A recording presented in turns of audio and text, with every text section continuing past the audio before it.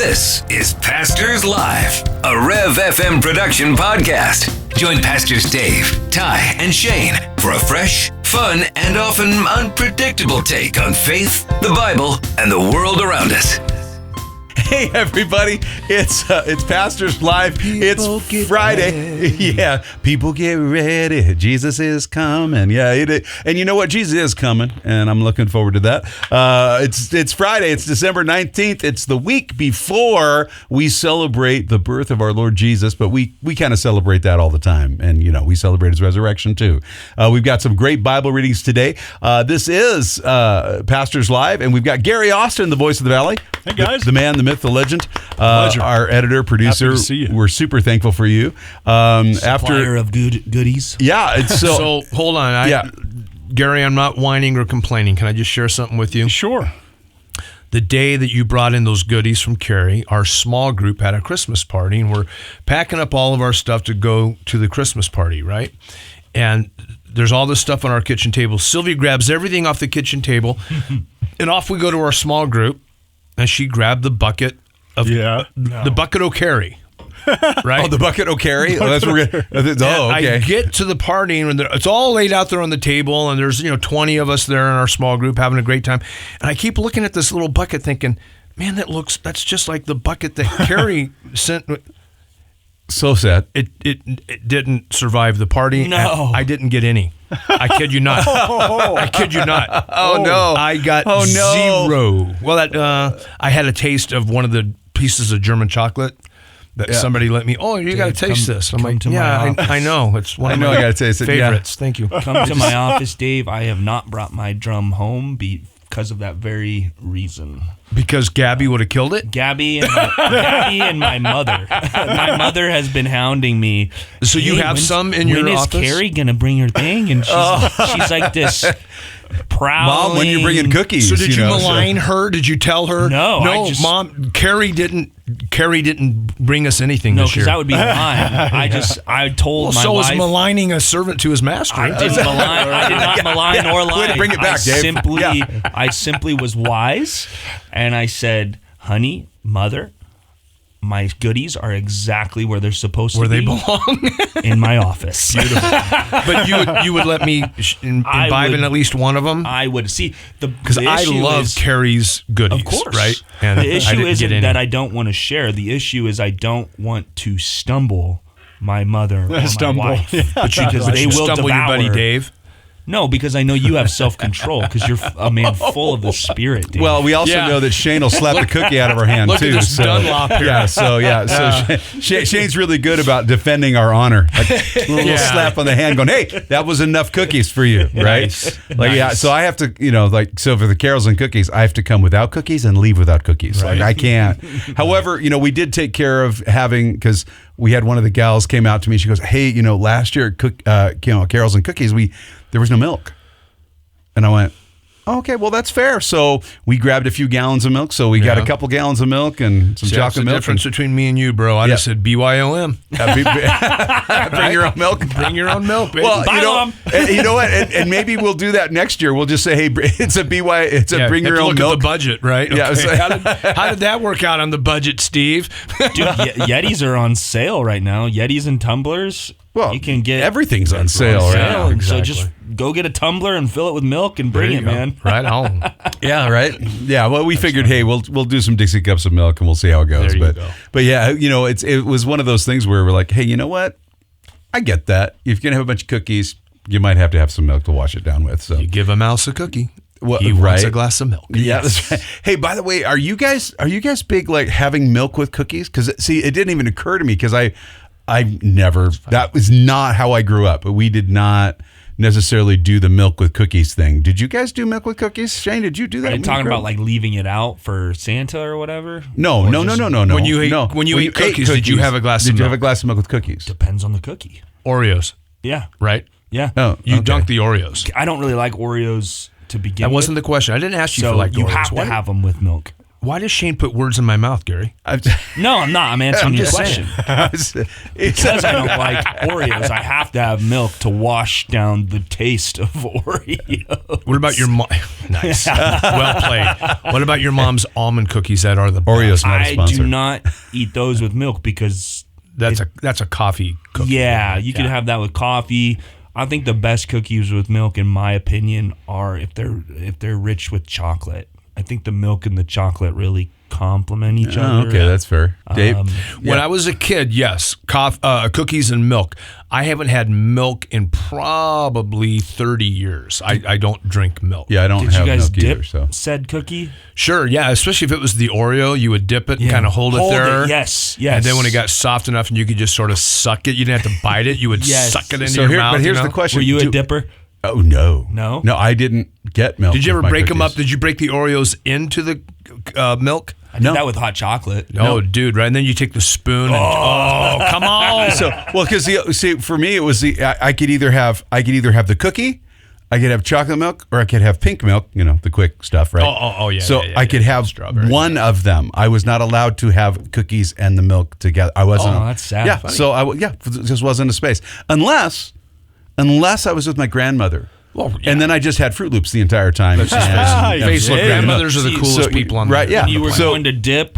If your cookie was too big, it wouldn't fit in the cup. That was the saddest day of all time. Right, Because yeah. then you break it, and then half the cookie half falls the cookie in. falls milk. in. So Gary, what about you? Did you have milk and cookies? Was that a big thing? always. For you? Always. Yeah. Oh man, I'm And look how thin he is. He's just. I don't understand that. I'm like, yeah, what is going on with you, bro? Yeah, it's like the skinny guy. His wife makes all the great treats, and he's like, the skinniest guy in the room Because he gives them away. Oh, Carrie doesn't let him eat them. She says, "Honey, you can't have these. yeah. Give These aren't these to for the you. guys." Yeah, you have to give them to the guys. Okay, that's a bug fair. on the wall. Okay, that totally makes sense. Hey, we've got some great Bible readings today. We got a couple things to look at, but I just I really appreciate the whole I appreciate this time of year. Everything smells like sugar. You can't go anywhere. Yeah, it's good stuff. I'm looking forward to spring. I'm to the point now where there's so much. I'm ready for there to be no sugar around. But it is National Hard Candy Day. And so just for everybody, just for fun, Gary, what was your favorite hard candy? Did you have a favorite hard candy? Jolly Ranchers. Okay, mine were also Yeah. Jolly Ranchers, and I took out like 4 fillings when I was a kid with those. That's rough. Yeah, it is rough. Dave, did you have a favorite hard candy? Growing up, my grandmother would always buy the big 10-pound box of Brock's candy, and they had the ribbons and the other thing. I liked the ribbons. I've always liked the peppermint star. What do you call them? Star Bright one. The red and white peppermint. Oh yeah. Yeah. Yeah. But it's hard to beat a watermelon Jolly Rancher. Right. It's just hard to beat it. It is hard to beat it. Now, and watermelon, your favorite? Yeah, the green. Yeah. Watermelon. no, that's apple. Green is apple. Yeah, green is apple. Whatever. We're gonna have to do a taste test with him so we get it right. I think so, too. We have to bring him one of each So and do a is it taste test. watermelon or Here's the problem with you guys. Some people's taste is all in their mouth. What about you, Shane? Shane? Hard candy. I prefer hard candy over soft candy. I like the Jolly Ranchers. Sure. Those are great. I also Do you like the green watermelon one? well, that's why I asked when you said green. I was like, okay, because the moment you said watermelon, I was like, we can't be friends anymore. Artificial watermelon Making a is big gross. assumption there that we already were. They were just all By kinds the of. way, we kid. We're all best friends in here, everybody. We kid. It's all jokes. I It's love just Jolly jokes. Ranchers. I love Jolly Ranchers, but I think they're chewy now, but they used to be non-chewy sprees. I think they were called the Willy Wonka. Interesting. Yeah. I forgot about Sprees. those. So you can't. Wow, do they still make those? You can't find the originals anymore, but you still have sprees. They're just all chewy. Right. now. Okay, so are you guys, kind of a news thing, just as kind of for so we've been talking a lot about sugar and candies and stuff like that. Yeah, what's going on here? So, but I want to ask you guys a question. So, Walmart food division is trying to reproduce some of their foods without dyes and artificial stuff. Good for them. And I hope things it like works out that. for 'em. And so, but it was interesting because it's like one of the first things they were talking about, they were working on wasn't like a healthy thing. It was like a Sour Patch or something like that. Like, what do you guys think about this idea of like going back to, hey, it's just natural ingredients? Because have you guys seen some of like the Doritos Zeros or things like that? They're non-dyed, they're just food, like what we would get in Europe. Of course, they're going to charge us like probably $6 a bag here or something like that. But have you guys noticed any of that? And what do you guys think about, moving back towards, God made it, we can eat it. If not, we probably shouldn't have it. But, Well, I think there's nothing new under the sun. So the reason I bring that up is this whole food thing that we're experiencing right now is almost like the Tower of Babel, where it's like, hey, we can become gods and we can do everything ourselves and we'll make everything and not depend on the Lord. See that. That's kind of where I'm going with it. And so naturally that way of thinking brings consequence. And so I'm all for going natural in foods. The high fructose corn syrup, the dyes, the metals and all that stuff. Like our food is this is Shane's opinion. Our food is garbage. And the reason why is because in other places of the world, the food we eat is banned. It's not allowed. Yeah, that's why I eat on the outside of the grocery store. Yes, that's a good. I almost never go down an aisle in a store. Like it's very, very rare. Yes. And after the Campbell soup thing, I do it even less now. I just realized how many things they make, and you're like, oh, they make that kind of chicken broth. Maybe I don't want that kind of chicken broth. So that's kind of where I was at. But beside that, I think there's something. Speaking of bitter stomachs, so this is where I see. There, you see how I was doing there, right? Yes. See how I was doing. Nice segue. So in Revelation chapter 10, John eats the little book, and starting in verse 8, it says this. Then the voice which I heard from heaven spoke to me again and said, Go, take the little book which is open in the hand of the angel who stands on the sea and on the earth. So I went to the angel and I said to him, Give me the little book. And he said to me, Take and eat, and it will make your stomach bitter, but it will be sweet as honey in your mouth. Then I took the little book out of the angel's hand and I ate it. And it was sweet as honey in my mouth. But when I had eaten it, my stomach became bitter. And he said to me, You must prophesy again about peoples, nations, tongues, and kings. And so there's obviously we have a lot of fun when we teach through this. But one of the conversations that comes up very often is about the word of the Lord. And when the word of the Lord comes to us, often it's this two-edged sword, right? It cuts coming and going, and so Hebrews, right? So that sharp two-edged sword. But I think for us, it's the idea that like there are things that are bitter in the scriptures, like there are things that are hard for us to hear. And there's been a conversation about hell that's become very popular recently. And the idea of eternal punishment is a bitter concept to us. Like it comes in and we read the word and then it becomes part of us. We go, man, that's hard to hear. And so when we talk about bitter things and we talk about hard things in the scriptures, how do you guys encourage people to kind of like process that in a way to understand?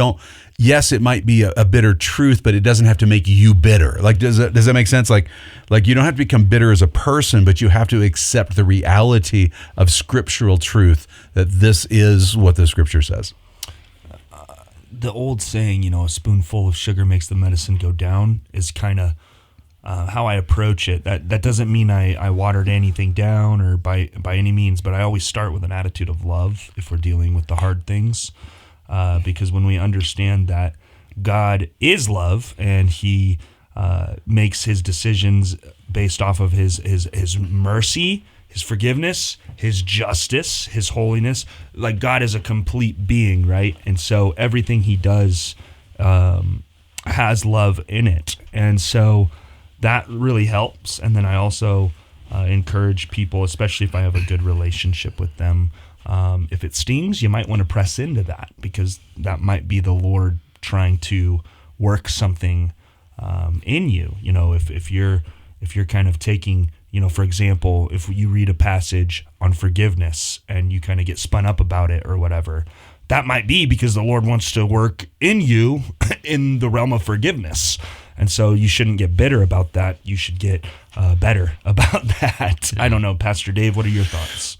Well, my thoughts are that we could go on for 22 minutes just on this topic alone, and we don't have that kind of time. So I'm going to cut to the chase, and it's probably going to hurt somebody's feelings. So but let me cut to the chase. Because I do a lot of marriage and family counseling, and that's just part of my responsibility here. And that's not always the fun stuff. Premarital counseling is fun for me. I love premarital counseling. I love always fun. Baby dedication consults. I love those. Are so fun.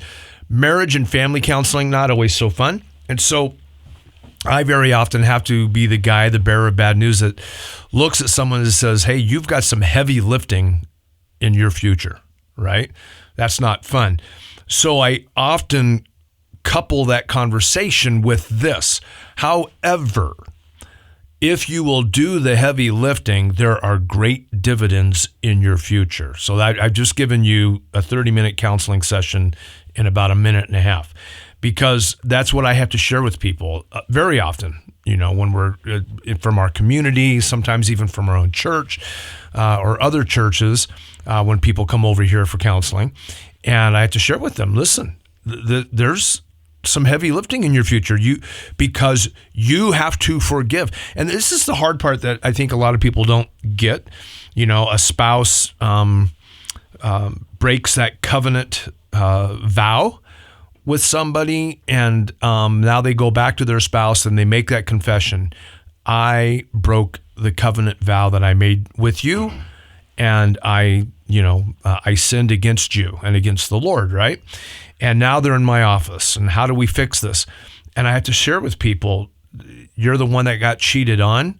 I hate to tell you this. The heavy lifting is now on your shoulders. And I always hear this, well, that's not fair. No, it's not fair. It's terrible, and it's terrible. And it's terribly unfair that the heavy lifting is on your shoulders. But why do I say that? Because forgiveness is a heavy burden to bear. You don't believe me? Ask Jesus. How can God forgive us? God can forgive us because he himself became our sin and went to the cross, nailed our sin to the cross, died according to the scriptures, was buried, and after 3 days rose again according to the scriptures. Meaning what? The one who was sinned against did the heavy lifting. And guess what?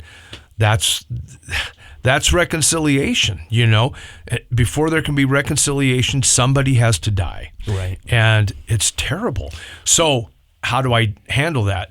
To answer Pastor Ty's question, I always couple that conversation with, however, the dividends are these.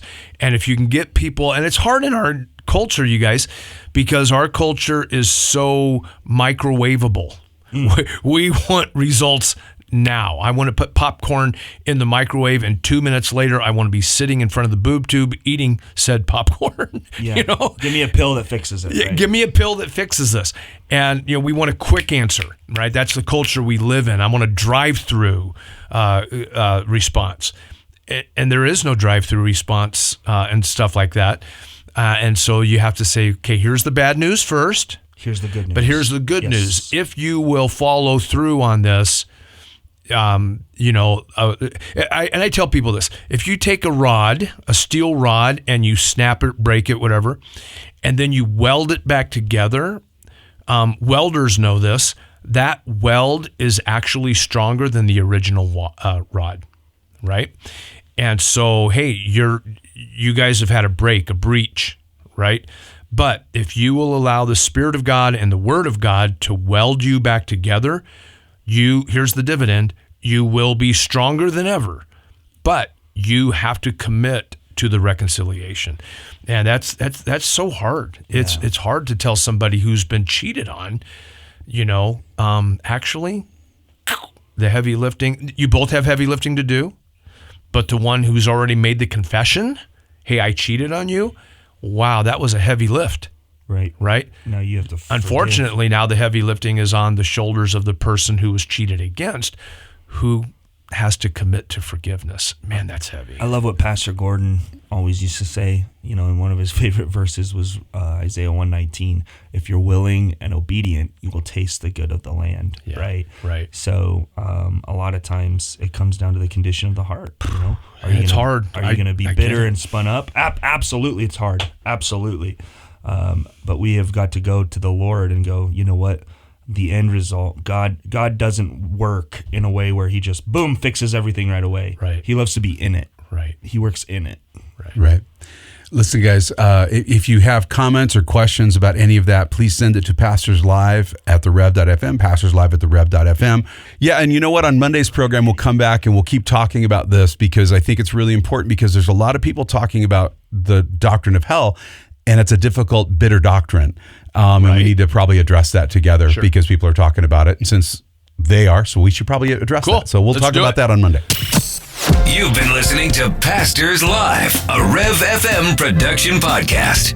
Join us again for more Bible talk, laughter, and unexpected tangents. Questions or feedback? Pastors Live@therev.fm. And don't forget to subscribe and leave a review.